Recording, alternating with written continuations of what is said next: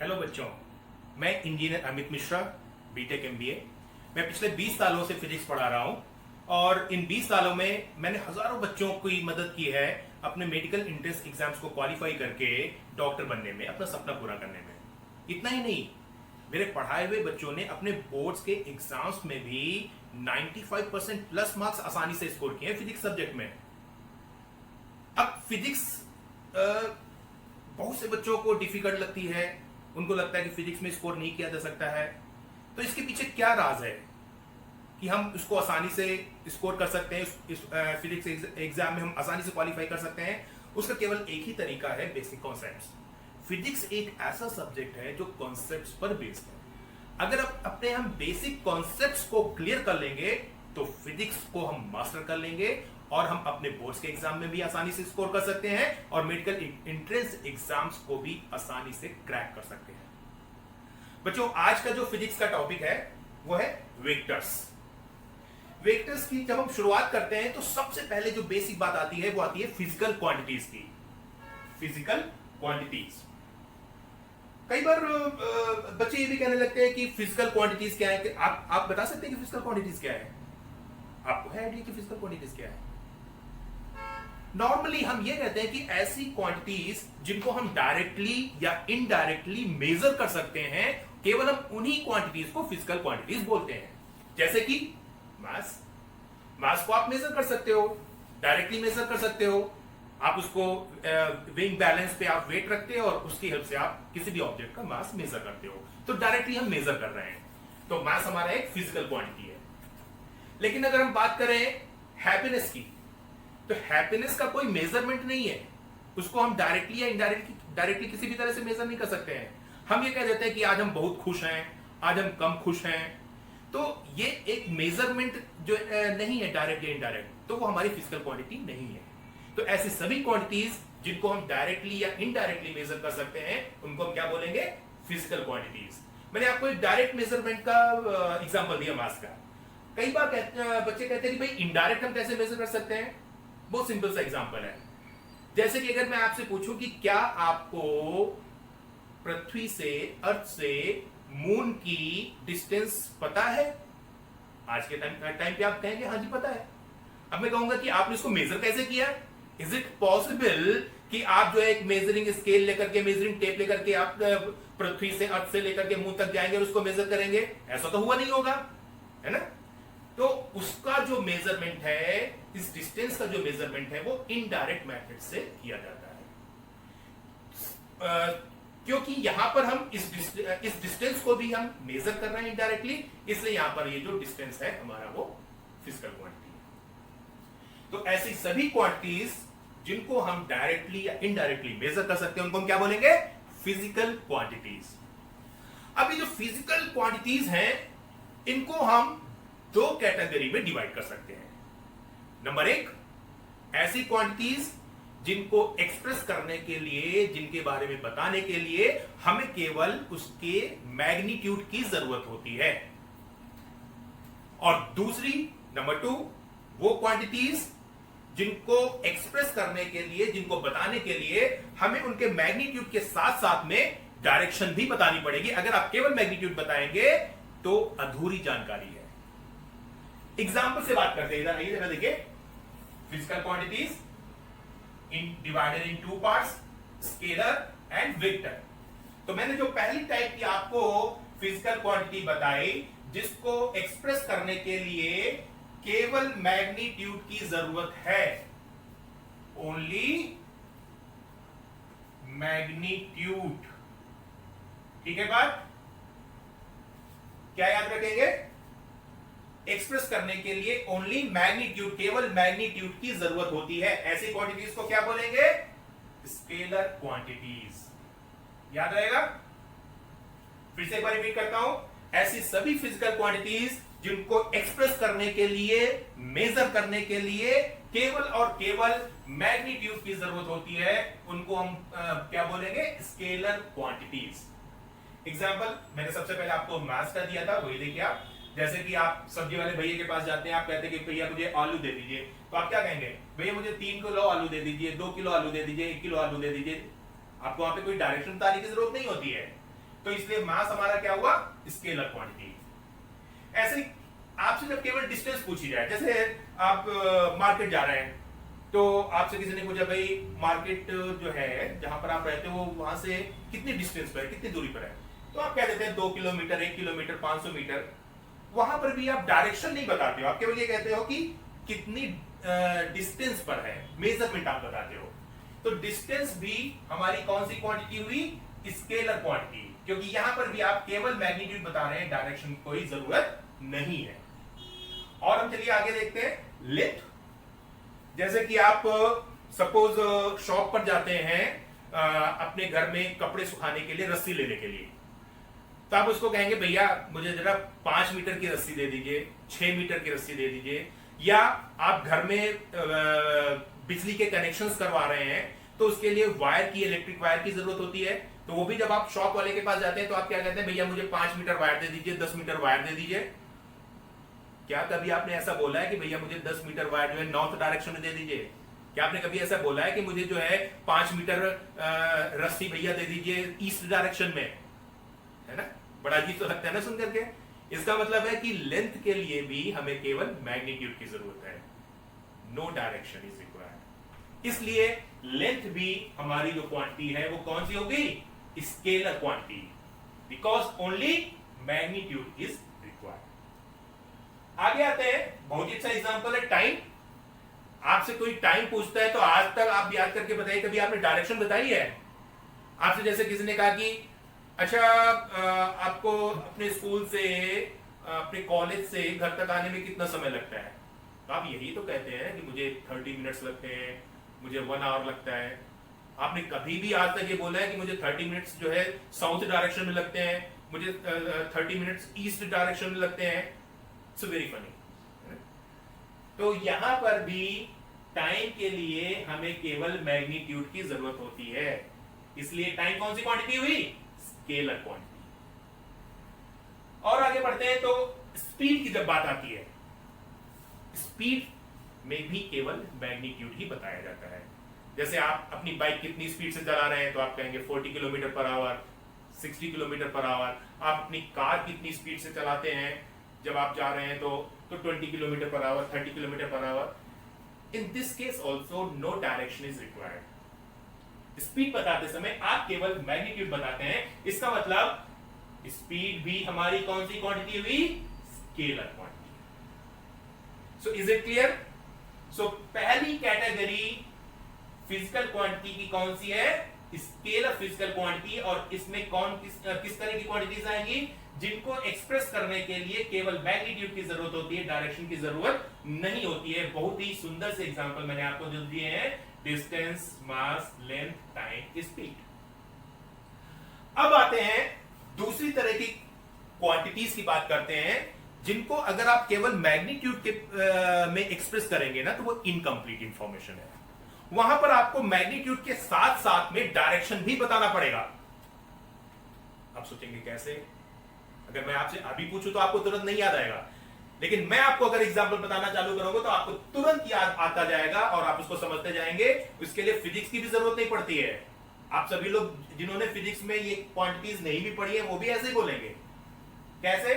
जैसे कि आपसे मैं पोजीशन पूछूंगा कि भाई आपका जो घर है, वो जो शंकर जी का मंदिर है, वहां उसके रिस्पेक्ट में कहां पर है, उस समय मैं आपसे डिस्टेंस नहीं पूछ रहा हूं, आपसे मैं पोजीशन पूछ रहा हूं। तो उस समय आप डिस्टेंस के साथ साथ में डायरेक्शन भी बताते हैं।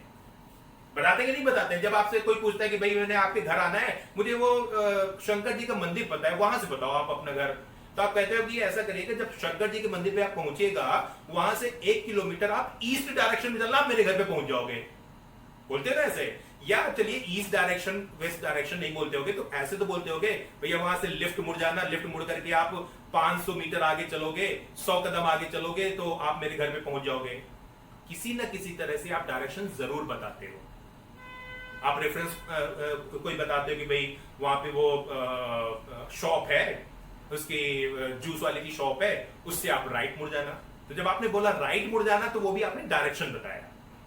तो उस समय आप पोजीशन बता रहे होते हो, डिस्टेंस नहीं बता रहे होते हो। तो पोजीशन ऐसी फिजिकल क्वांटिटी है जिसको आप एक्सप्रेस करने के लिए मैग्नीट्यूड और डायरेक्शन दोनों बताते हैं। क्या क्या? Magnitude and direction. तो ऐसी सभी फिजिकल क्वांटिटीज जिनको एक्सप्रेस करने के लिए आपको मैग्नीट्यूड के साथ साथ में डायरेक्शन भी बताना पड़ेगा, उनको हम क्या बोलेंगे? Vector quantities. ऐसी सभी क्वांटिटीज को जिनको एक्सप्रेस करने के लिए मैग्नीट्यूड और डायरेक्शन दोनों बताना पड़ता है, उनको हम बोलते हैं वेक्टर क्वांटिटीज। एक एग्जांपल मैंने आपको दिया पोजीशन। अब दूसरा एग्जांपल हम बात करते हैं डिस्प्लेसमेंट की। डिस्प्लेसमेंट के बारे में डिटेल में आप जब ये मोशन इन वन डायरेक्शन पढ़ेंगे, मोशन इन स्ट्रेट लाइन पढ़ेंगे, तो वहां पर आपको पता चलेगा। फिलहाल डिस्प्लेसमेंट जो आपका होता है, जैसे आप डिस्टेंस बताते हैं कि आप 1 घंटे तक आपने गाड़ी चलाई तो आपने कितनी डिस्टेंस कवर की, वैसे अगर आपसे पूछा जाए 1 घंटे तक आपने कार चलाई तो आपका डिस्प्लेसमेंट कितना है, तो फिर वहां पर मैग्नीट्यूड के साथ साथ में आपको डायरेक्शन भी बतानी पड़ती है। आप कहेंगे कि 1 घंटे में मैं 2 किलोमीटर जो है, शुरुआत जहां से हमने की थी स्टार्टिंग पॉइंट से 2 किलोमीटर नॉर्थ डायरेक्शन में पहुंचा, तो वहां पर आपने डायरेक्शन भी बताई मैग्नीट्यूड के साथ साथ में, इसलिए डिस्प्लेसमेंट भी हमारी क्या हो गई? Vector quantity. एक और क्वांटिटी मैं कंपेयर करता हूं, जैसे मैंने आपको डिस्प्लेसमेंट और डिस्टेंस को कंपेयर करके बताया कि डिस्टेंस में केवल मैग्नीट्यूड चाहिए, डिस्प्लेसमेंट में मैग्नीट्यूड और डायरेक्शन दोनों चाहिए। वैसे ही दूसरी क्वांटिटी है वेलोसिटी, इसको हम कंपेयर करेंगे स्पीड से। जब आप बात करते हैं स्पीड की, तो उस समय स्पीड के केस में आपको केवल मैग्नीट्यूड बताना पड़ता है, लेकिन जब आप वेलोसिटी आपसे पूछा जाए कि आपकी कार की, आपकी बाइक की वेलोसिटी कितनी है, तो वेलोसिटी में आपको मैग्नीट्यूड और डायरेक्शन दोनों बताने पड़ते हैं। आप बताएंगे स्पीड 60 किलोमीटर पर आवर से मैं अपनी कार चला रहा हूं, लेकिन जब आपसे वेलोसिटी पूछी जाएगी तब आपको डायरेक्शन भी बताना पड़ेगा कि 60 किलोमीटर पर आवर से मैं नॉर्थ डायरेक्शन में जा रहा हूं, मैं साउथ डायरेक्शन में जा रहा हूं 60 किलोमीटर पर आवर से। तो वेलोसिटी भी हमारी कौन सी क्वांटिटी हो गई? Vector quantity. और बहुत ही अच्छा एग्जांपल आपका है फोर्स। ये ऐसा एग्जांपल है जिससे आपको बिल्कुल क्लियर हो जाएगा कि भाई वेक्टर क्वांटिटी क्या होता है। कैसे? अगर मैं आपसे कहूं कि भाई मुझे ये टेबल को इसको शिफ्ट करना है, तो इसमें जरा आप इसको धक्का दे दो, पुश करो इसको, आप धक्का मारो। धक्का मारो मतलब क्या? फोर्स लगाओ। तो अब आप कंफ्यूज होकर खड़े रहोगे। क्यों? क्योंकि मैंने आपसे केवल ये कहा कि इसको पुश करो, धक्का मारो। मैंने आपको ये नहीं बोला कि धक्का आप किस तरफ मारो, आगे की तरफ मारो, पीछे की तरफ मारो, लेफ्ट मारो धक्का कि राइट मारो धक्का, ये मैंने आपको नहीं बताया। आप खड़े रहोगे, आप किस डायरेक्शन में धक्का मारोगे? तो पुश, धक्का को हम क्वांटिटी की, फिजिकल क्वांटिटी के टर्म्स में बोलते हैं फोर्स। फोर्स आप तब तक नहीं अप्लाई कर सकते हो, नहीं लगा सकते हो, जब तक आपको डायरेक्शन ना बताई जाए। जैसे कि हम कह सकते हैं कि भाई 10 न्यूटन का फोर्स ईस्ट डायरेक्शन में लगाइए, या मेज को शिफ्ट करने के लिए 20 न्यूटन का फोर्स आप आगे की तरफ लगाइए। सिंपल सी डायरेक्शन है, आगे की तरफ धक्का दीजिए, पीछे की तरफ धक्का दीजिए। एक बहुत ही आपको फनी एग्जांपल देता हूं। मान लीजिए कि कार आपकी जो है ब्रेकडाउन हो गई, आपने 2 लोगों को बुलाया, आपने कहा भैया जरा कार को जरा धक्का मार देना, मुझे जो है इसको शिफ्ट करना है कार को। अब पता लगा कि उन्होंने आपकी कार को आगे की जगह पीछे की ओर धक्का मार दिया, आप और पीछे पहुंच गए। हो गई ना गलती? आपको कार को आगे की तरफ ले जाना था, धक्का आपने आगे की तरफ मरवाना था, लेकिन आपने उनको डायरेक्शन नहीं बताया, उन्होंने पीछे की तरफ धक्का मार दिया। तो फोर्स में डायरेक्शन बताना जरूरी है। तो फोर्स भी हमारी कौन सी क्वांटिटी हुई? Vector quantity. क्यों? क्योंकि यहां पर भी मैग्नीट्यूड के साथ साथ में डायरेक्शन भी बहुत जरूरी है बताना। ऐसी सभी फिजिकल क्वांटिटीज जिनमें मैग्नीट्यूड के साथ साथ में डायरेक्शन भी चाहिए, ऐसी क्वांटिटीज को हम बोलते हैं वेक्टर क्वांटिटीज। इसको अब हम समराइज करते हैं। सबसे पहले physical quantities, all those quantities which can be measured directly or indirectly are called physical quantities। वो सभी क्वांटिटीज जिनको हम डायरेक्टली या इनडायरेक्टली मेजर कर सकते हैं, उनको हम बोलेंगे फिजिकल क्वांटिटीज। सभी क्वांटिटीज जितनी आप फिजिक्स में पढ़ेंगे वो सारी हमारी फिजिकल क्वांटिटीज है। Example mass, length, time, speed, velocity, force, ये सब आप मेजर कर सकते हैं डायरेक्टली इनडायरेक्टली। तो ये हुई फिजिकल क्वांटिटीज। अब हम फिजिकल क्वांटिटीज को दो भागों में डिवाइड कर सकते हैं। Number 1 scalar quantities, number 2 vector quantities. Scalar quantities याद करिएगा, स्केलर क्वांटिटीज वो क्वांटिटीज हैं जिनको एक्सप्रेस करने के लिए केवल मैग्नीट्यूड की जरूरत होती है। All those quantities which can be expressed in terms of magnitude only are called scalar quantities. Example: mass, length, time, distance, speed. Number 2 vector quantities. वो सभी क्वांटिटीज जिनको एक्सप्रेस करने के लिए मैग्नीट्यूड के साथ साथ में डायरेक्शन भी चाहिए, उनको हम बोलेंगे वेक्टर क्वांटिटीज।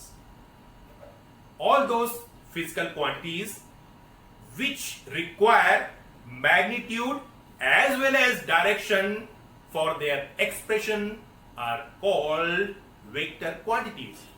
फिर से रिपीट करता हूं, डेफिनेशन सुनिएगा।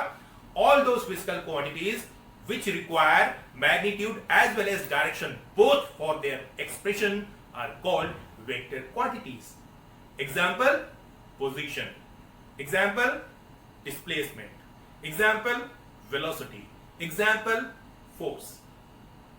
क्लियर? यहां तक बात बिल्कुल क्लियर है? तो आगे का हमें जो सीखना है, स्केलर क्वांटिटीज को लिखने का तो कोई ऐसा तरीका नहीं है स्पेशल, इसलिए इसका कोई स्पेशल मेथड नहीं है लिखने का, बस हमें केवल उनका मैग्नीट्यूड लिख देना है। लेकिन वेक्टर क्वांटिटीज में मैग्नीट्यूड के साथ साथ में डायरेक्शन भी आता है, इसलिए हम आगे ये सीखेंगे कि वेक्टर क्वांटिटीज को कैसे लिखते हैं, कैसे एक्सप्रेस करते हैं। So second part of discussion of lecture is how do we represent a vector quantity? How do we express a vector quantities? Okay? Okay बच्चों, तो हम क्या बात कर रहे थे कि फिजिकल क्वांटिटीज जो है वो दो तरह की हैं, scalar quantities and vector quantities.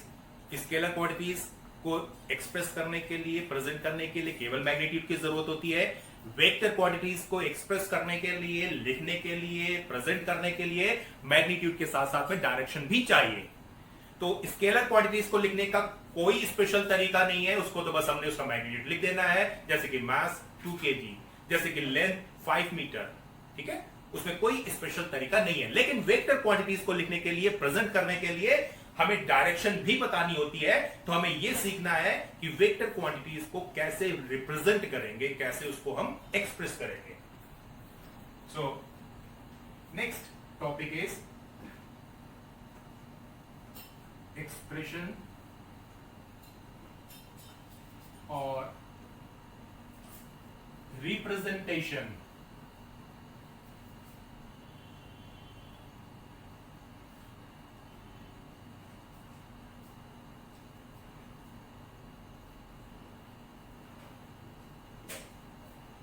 Expression और रिप्रेजेंटेशन ऑफ वेक्टर्स।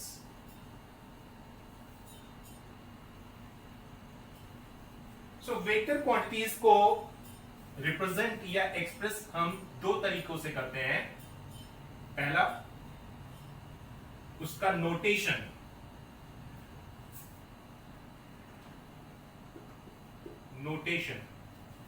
एंड दूसरा उसका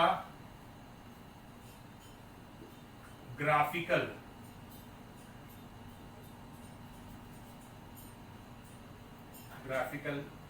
प्रेजेंटेशन।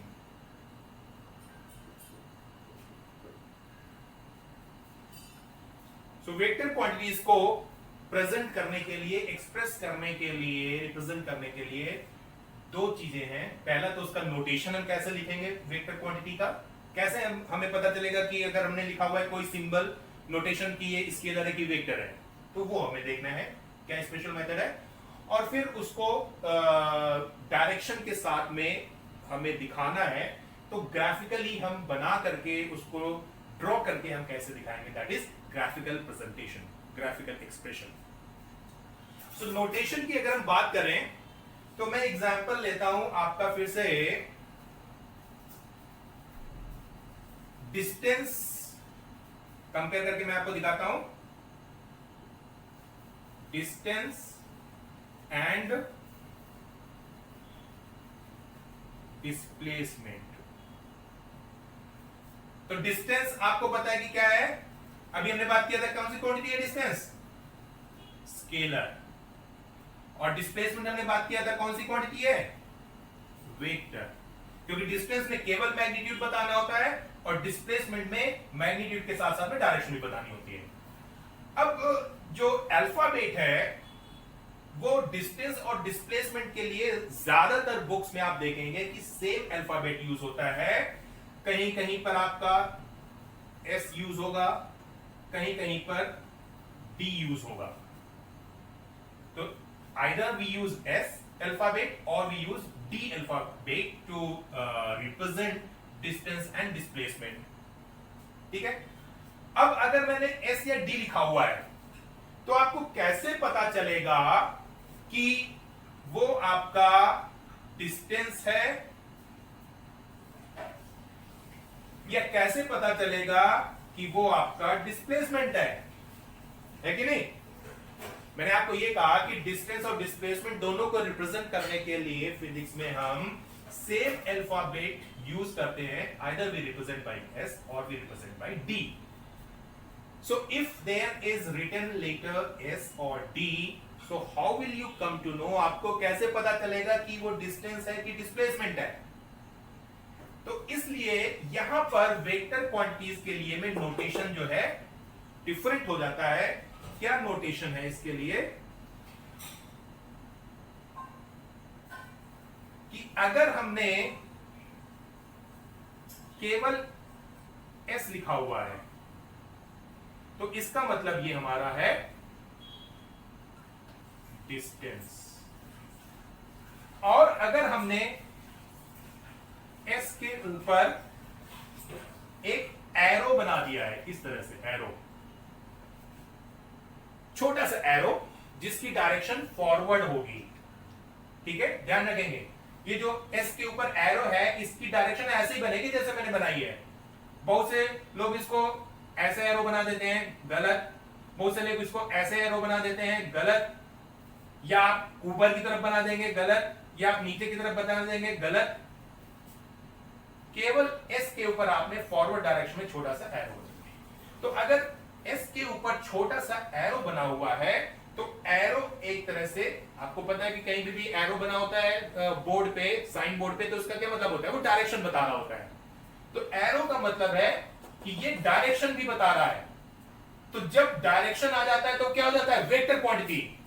तो एस मतलब डिस्टेंस या डिस्प्लेसमेंट, लेकिन एस के ऊपर एरो है इसका मतलब डायरेक्शन। डायरेक्शन किस में होती है, वेक्टर में। वेक्टर कौन सा है, डिस्टेंस की डिस्प्लेसमेंट, डिस्प्लेसमेंट। सो अगर एस के ऊपर एरो है तो वो क्या हो गया आपका, डिस्प्लेसमेंट। ठीक है, अब बात समझ में आई कुछ, कि एक ही अल्फाबेट से हम दो क्वांटिटीज को लिख रहे हैं। एस से हम डिस्टेंस को भी लिख रहे हैं, एस से हम डिस्प्लेसमेंट को भी लिख रहे हैं।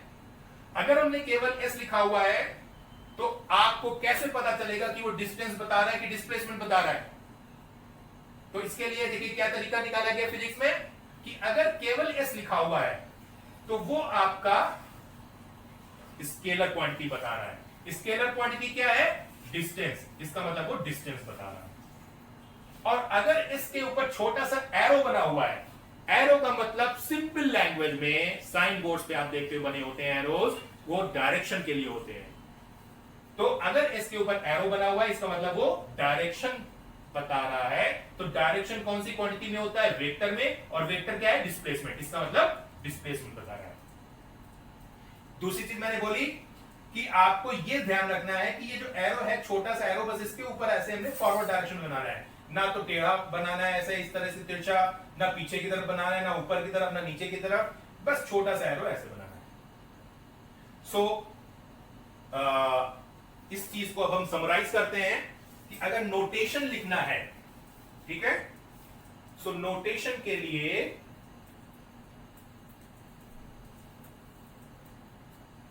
वेक्टर नोटेशन के लिए हम जो भी फिजिकल क्वांटिटी है मैं फिर से वही एस लिख रहा हूं डिस्टेंस या सॉरी डिस्प्लेसमेंट के लिए, उसके ऊपर आप एक छोटा सा एरो बना देंगे। अब अगर मैं बात करूं इसी तरह से स्पीड और वेलोसिटी की, फिर से फिजिक्स में स्पीड और वेलोसिटी दोनों के लिए सेम अल्फाबेट यूज होता है, वी। वी स्पीड के लिए भी यूज होगा और वी वेलोसिटी के लिए भी यूज होगा। अब आपको कैसे पता चलेगा कि वी लिखा हुआ है तो वो स्पीड है कि वेलोसिटी है? तो अगर वी केवल लिखा हुआ है, उसके ऊपर एरो नहीं है, मतलब डायरेक्शन नहीं है, डायरेक्शन नहीं मतलब स्केलर है, स्केलर मतलब स्पीड है। लेकिन अगर वी के ऊपर छोटा सा एरो बना हुआ है, इसका मतलब है कि वो डायरेक्शन बता रहा है, और डायरेक्शन मतलब वेक्टर बता रहा है, और वेक्टर मतलब वेलोसिटी। सो जब हम वेलोसिटी को लिखेंगे तो वी के ऊपर छोटा सा एरो बनाना जरूरी है। और मैंने आपको फिजिकल क्वांटिटी बताई थी फोर्स, तो ये आपकी क्या हो गई? ये आपका हुआ डिस्प्लेसमेंट, ये क्या हुआ? वेलोसिटी। अब और क्वांटिटी मैंने आपको क्या बताई थी? फोर्स। तो फोर्स के लिए सिंबल जो यूज होता है, अल्फाबेट जो यूज होता है, वो होता है एफ। F for force. अब वेक्टर क्वांटिटी है, फोर्स में भी मैंने आपको बताया कि डायरेक्शन भी आएगी, तो इसके ऊपर छोटा सा एरो आएगा। तो अगर एरो भी है उसमें तो इसका मतलब हो गया ये फोर्स। ठीक है? सो फिजिकल क्वांटिटी जो वेक्टर्स होती हैं उनको रिप्रेजेंट करने के लिए उनका नोटेशन जो है, जो हमारा अल्फाबेट यूज होगा उस फिजिकल क्वांटिटी के लिए एस, वी या एफ, उसके ऊपर छोटा सा एरो बना दिया जाएगा फॉरवर्ड डायरेक्शन में। तो ये हो गया वेक्टर क्वांटिटीज का रिप्रेजेंटेशन नोटेशन के फॉर्म में। Is it clear? ठीक है? तो अगर अल्फाबेट के ऊपर एरो नहीं है तो वो आपको मैग्नीट्यूड बता रहा है, स्केलर बता रहा है, और अगर उसके ऊपर एरो बना हुआ है तो इसका मतलब वो वेक्टर क्वांटिटी बता रहा है। Is it clear? ठीक है? सो ये हमारा हुआ नोटेशन के फॉर्म में। अब अगला हम सीखेंगे ग्राफिकल प्रेजेंटेशन, कि हम ड्रॉ करके हम कैसे वेक्टर क्वांटिटीज को रिप्रेजेंट करते हैं। Okay, is it clear? Okay बच्चों, तो हम ये बात कर रहे थे कि अगर वेक्टर क्वांटिटी है तो उसको कैसे रिप्रेजेंट करेंगे, कैसे उसको हम एक्सप्रेस करेंगे। तो मैंने आपको उसका पहला तरीका बताया है, उसका नोटेशन, सिंबल। तो सिंबल में जो भी अल्फाबेट हम उसको रिप्रेजेंट करने के लिए यूज करेंगे, उसके ऊपर हम छोटा सा एरो लगा देंगे, तो उसका वो नोटेशन हो जाएगा। अगर एरो लगा हुआ तो वो वेक्टर क्वांटिटी बता रहा है, अगर एरो नहीं लगा होगा तो फिर वो वेक्टर क्वांटिटी नहीं बता रहा है, फिर वो केवल मैग्नीट्यूड बताएगा, ये स्केलर क्वांटिटी बताएगा। ठीक है? अब आता है कि वेक्टर क्वांटिटी है तो उसको हम ड्रॉ करके बता सकते हैं, दिखा सकते हैं, प्रेजेंट कर सकते हैं। तो जब हम उसको ड्रॉ करके दिखाते हैं तो उसको हम बोलते हैं ग्राफिकल रिप्रेजेंटेशन। ठीक है?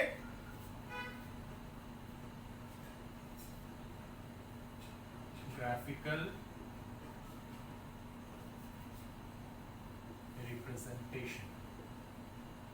ओके बच्चों, तो नोटेशन के बाद अब हमें ये सीखना है, क्योंकि जब हम वेक्टर क्वांटिटीज को यूज करेंगे तो हमें उसको ड्रॉ करके दिखाना होगा। तो जब हम उसको ड्रॉ करके दिखाते हैं तो उसको हम क्या बोलेंगे? Graphical representation.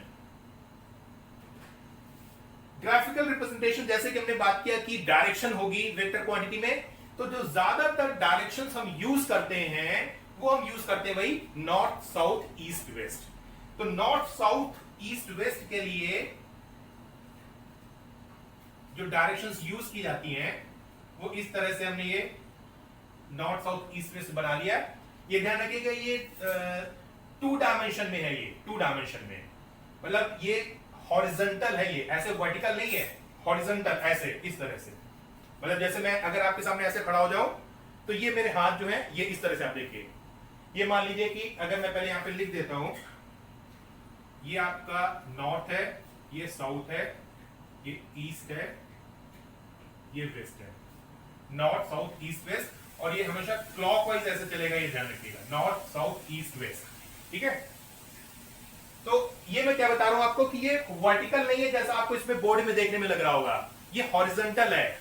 जैसे कि मैं खड़ा होकर आपको बताता हूं, अगर मैं अपने ये दोनों हाथ फैला लूं तो इसके हिसाब से ये हुआ ईस्ट डायरेक्शन, इस तरफ, इस वॉल की तरफ ईस्ट डायरेक्शन हुआ। ठीक है? मेरा जो लेफ्ट हैंड बता रहा है ये ईस्ट डायरेक्शन हुआ। और ये जो मेरा राइट हैंड इधर बता रहा है ये वेस्ट डायरेक्शन हुआ हॉरिजॉन्टल में इधर।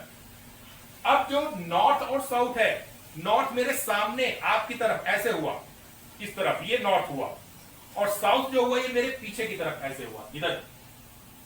तो ये सारा हॉरिजॉन्टल प्लेन पर है। बोर्ड में आपको देखने में लग रहा है नॉर्थ ऊपर है साउथ नीचे है, नहीं, वर्टिकल एंड डाउनवर्ड नहीं है, 2 डायमेंशन है, हॉरिजॉन्टल।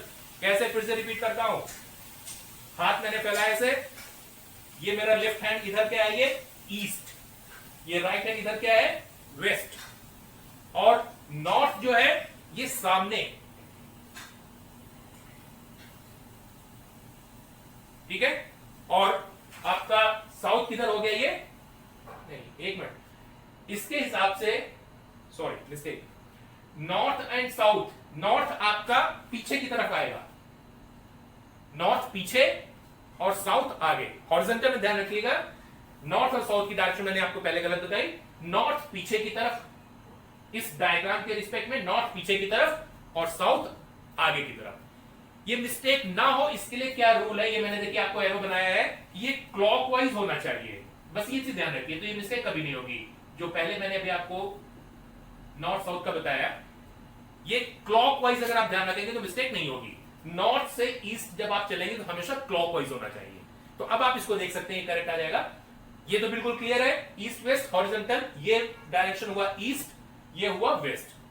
अब नॉर्थ जो है ये वर्टिकल ऊपर नहीं है, ऊपर नीचे नहीं है, ये पीछे की तरफ, इधर ये नॉर्थ हुआ और आगे की तरफ साउथ हुआ। अब आप देखिए, अगर ये पीछे की तरफ नॉर्थ है और ये ईस्ट है, अब आप इसको ऐसे घुमाएंगे तो ये क्लॉकवाइज चल रहा है, ठीक है, क्लॉकवाइज चलना चाहिए। नॉर्थ पीछे इस डायग्राम से और ईस्ट ये हो गया, तो नॉर्थ से ईस्ट की तरफ आप ऐसे हाथ घुमाइए तो ये क्लॉकवाइज चलना चाहिए, ठीक है। सो इस तरह से जब भी आप वेक्टर क्वांटिटीज को बनाएंगे तो सबसे पहले ये नॉर्थ साउथ ईस्ट वेस्ट बना लीजिएगा। ये ध्यान रखिएगा ये हॉरिजॉन्टल प्लेन पर है, वर्टिकल पे नहीं है, ऊपर नीचे नहीं है, ठीक है। अब इसके बाद आपको जब भी वेक्टर क्वांटिटी दी होगी, तो जैसे मैंने आपको बताया उसमें मैग्नीट्यूड और डायरेक्शन दोनों होगा। सो एग्जांपल मैं लेता हूं, मान लीजिए मैंने लिया velocity 50 kilometre per our east direction, ठीक है। अब 50 किलोमीटर पर आवर जो है ये इसका क्या हुआ, मैग्नीट्यूड। वेक्टर क्वांटिटीज में मैंने आपको बताया क्या चीजें होती हैं, 2 चीजें होती हैं, मैग्नीट्यूड और डायरेक्शन। तो 50 किलोमीटर पर आवर क्या हुआ इसका, मैग्नीट्यूड, और ईस्ट क्या हुआ इसकी, डायरेक्शन।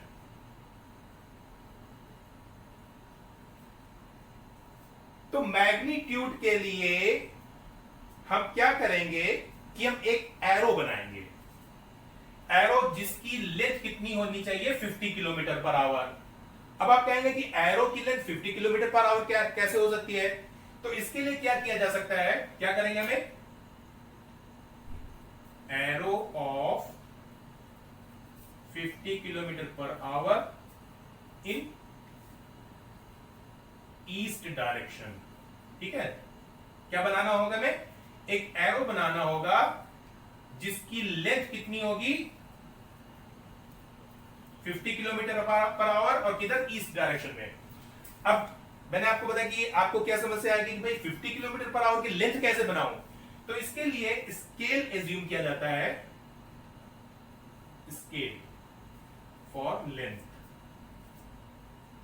लेंथ ऑफ एरो, ठीक है। कैसे स्केल हमने एज्यूम किया, let 10 kilometre per hour is equal to 1 centimetre, ठीक है।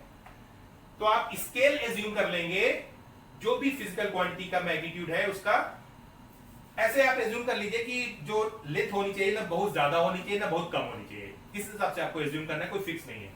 तो जैसे मुझे यहाँ पे 50 दिख रहा था, तो मैंने 10 किलोमीटर पर आवर एज्यूम कर लिया, 1 सेंटीमीटर के इक्वल। तो आपका इसका मतलब है कि यहां पर 50 किलोमीटर पर आवर कितना हो जाएगा, 5 सेंटीमीटर, ठीक है। Is it clear. तो वेक्टर क्वांटिटी को ग्राफिकली रिप्रेजेंट करने के लिए आप सबसे पहले नॉर्थ साउथ ईस्ट वेस्ट का अगर उसमें यूज हो रहा है तो आप ये नॉर्थ साउथ ईस्ट वेस्ट बना लीजिएगा अपने यहीं पे पेपर पर ही, और फिर आप उसका देखिएगा कि मैग्नीट्यूड कितना है। जितना मैग्नीट्यूड होगा उसका हमें एरो बनाना होगा, उसकी लंबाई मैग्नीट्यूड के इक्वल होनी चाहिए। जो लंबाई होगी उसकी लेंथ जो होगी वो मैग्नीट्यूड के इक्वल होगी। अब मैग्नीट्यूड का हम कैसे लेंथ में कन्वर्ट करेंगे, तो उसके लिए स्केल एज्यूम करेंगे। जैसे हमने यहाँ पे स्केल का एज्यूम किया कि 10 kilometre per our equal to 1 centimetre, तो 50 किलोमीटर पर आवर कितना हो गया 5 सेंटीमीटर। तो ये हमें वेलोसिटी जो है vector quantity 50 kilometre per hour in east direction, इसको अब हमें ग्राफिकली रिप्रेजेंट करना है। ठीक है, velocity of 50 kilometre per hour in east direction, इसको हमें ग्राफिकली रिप्रेजेंट करना है। सो 50 किलोमीटर पर आवर इसमें क्या चीज है, मैग्नीट्यूड, और ईस्ट क्या है इसकी डायरेक्शन। तो ग्राफिकल रिप्रेजेंटेशन के लिए हम एरो यूज करते हैं।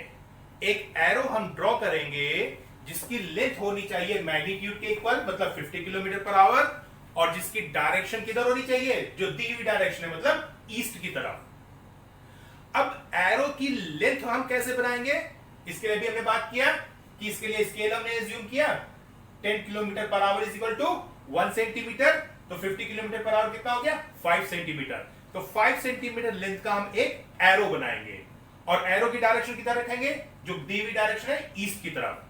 अच्छा, अब एक बात आती है कि एरो की डायरेक्शन से हमारा क्या मतलब है। ये कोई फिजिक्स की बात है, ये तो नॉर्मल बात है भाई, कॉमन सेंस की बात है। एरो को आप सभी लोगों ने देखा होगा, एरो की डायरेक्शन में आप किधर से किधर लेते हैं, एरो का जो ट्रायंगल वाला पार्ट होता है उसको हम एरो का हेड बोलते हैं, और जो दूसरा वाला जो एंड होता है पॉइंटेड वाला जो, वो हमारा होता है एरो का टेल। तो एरो की डायरेक्शन होती है टेल टू हेड। तो टेल टू हेड किधर आपका होना चाहिए, ईस्ट की तरफ। देखिए ड्रॉ करके मैं आपको दिखाता हूं। तो एक एरो हमें बनाना है ईस्ट की तरफ, जिसकी लेंथ कितनी होगी 5 सेंटीमीटर। तो आप अपना स्केल उठाइए और स्केल से आप 5 सेंटीमीटर लेंथ का एक एरो बनाइए, किधर, ईस्ट की तरफ, इधर ईस्ट की तरफ। तो ये आपका हुआ 1 2 3 4 5।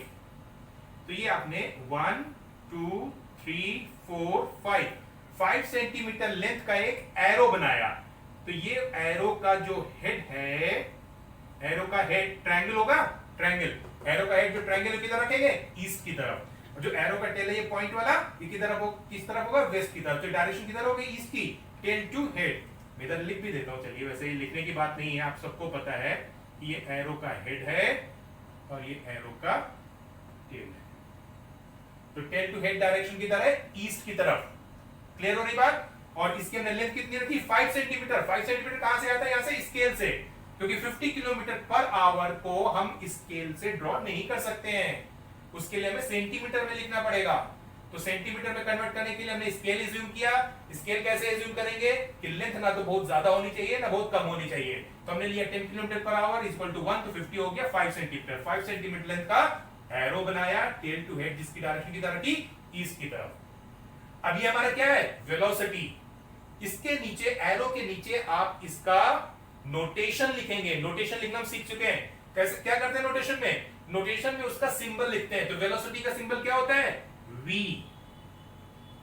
और वेक्टर के लिए इसके ऊपर हमें एक छोटा सा एरो बनाना है, इसके हेड के ऊपर, v के हेड के ऊपर।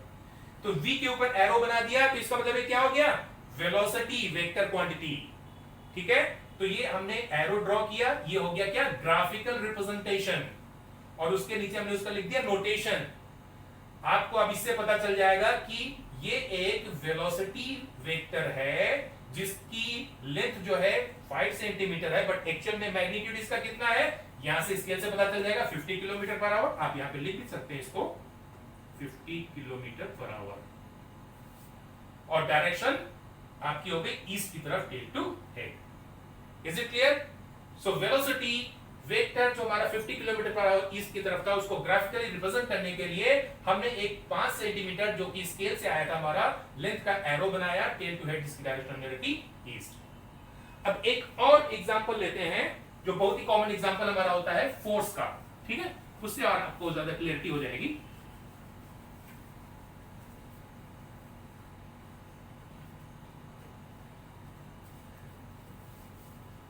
Let us say we take a force of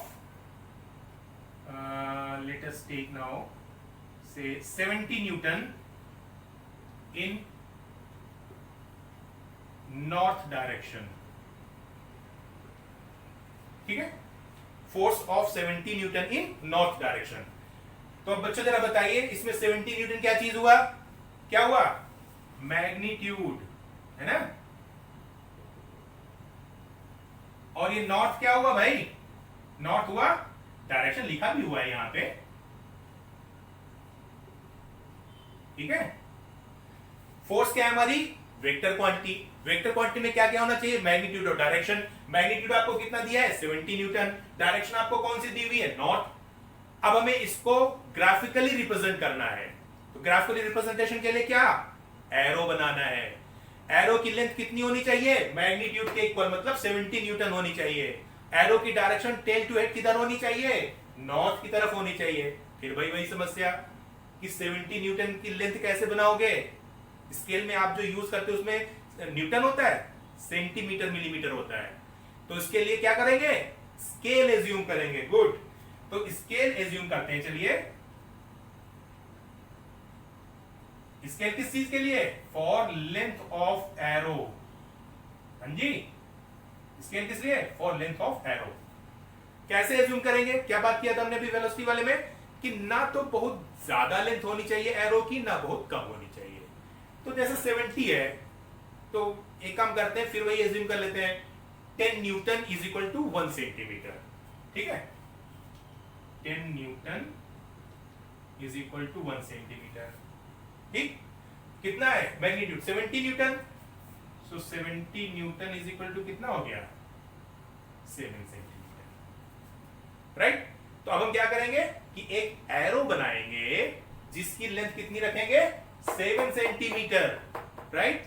तो वो कितना मैग्नीट्यूड बताएगा, 70 न्यूटन का, और उसकी डायरेक्शन टेल टू हेड किधर रखेंगे, नॉर्थ की तरफ। नॉर्थ किधर बनाएंगे, ये आपने ड्रॉ तो किया हुआ था, इसमें आपका बोर्ड पर तो ये आपका ऊपर की तरफ दिखा रहा है, लेकिन मैंने आपको बताया था हॉरिजॉन्टल में इधर अंदर की तरफ है। लेकिन अभी तो आपको पेपर पे बनाना है, बोर्ड पे बनाना है, तो आप इसके हिसाब से बनाएंगे। तो ऊपर की तरफ 7 सेंटीमीटर का एक एरो बनाइए, चलिए बनाते हैं,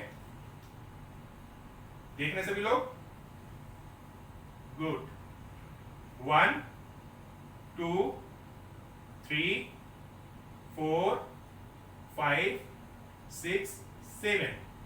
या तो मैं आपको अंदाजे से बना रहा हूं, आपके पास तो स्केल होगा ना, तो स्केल से आप 7 सेंटीमीटर बनाओगे, इसमें इतना क्या सोचना है, 1 2 3 4 5 6 7, ठीक है, 1 2 3 4 5 6 7।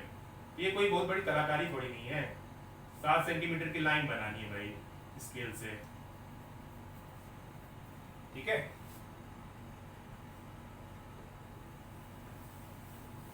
ये तो मेरा जो पेट है रिप्पी, वो भी बना देगा स्केल से 7 सेंटीमीटर की लाइन, तो बहुत आसान है।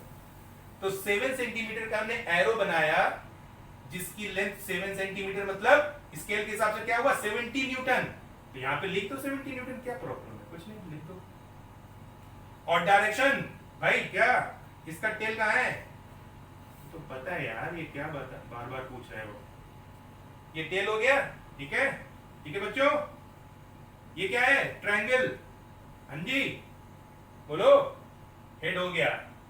तो टेल टू हेड किधर जा रहा है, ऊपर की तरफ, नॉर्थ। बोर्ड में ऊपर की तरफ है, बार बार कह रहा हूं ध्यान रखना, हॉरिजॉन्टल में ही अंदर है ऐसे, हाँ।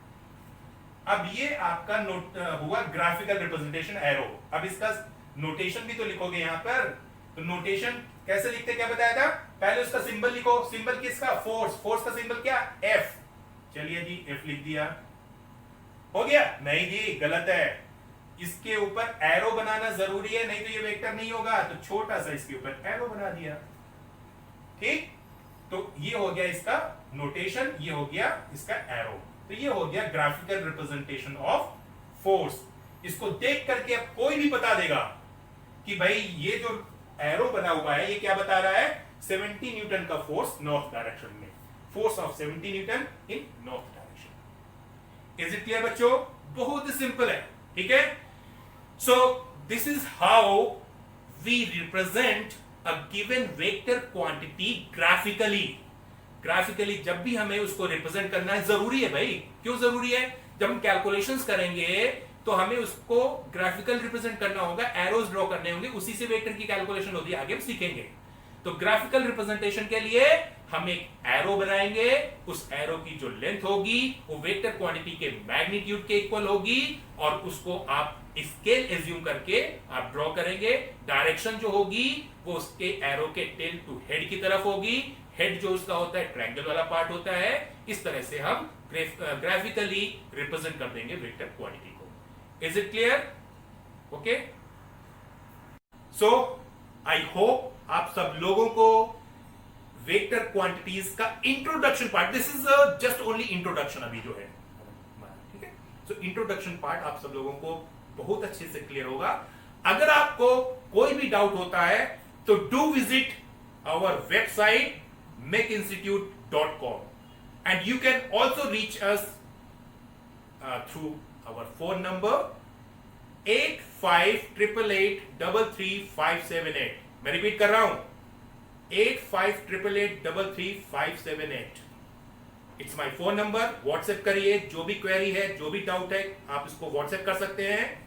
और वेबसाइट पर हमारे आप जाकर के आप क्लिक करिए, वहां पर आपको नोट्स मिलेंगे और उसके थ्रू आप हमें डायरेक्ट भी क्वेरीज अपनी आप पोस्ट कर सकते हैं, भेज सकते हैं। हम आपको जरूर उनके रिप्लाई भेजेंगे।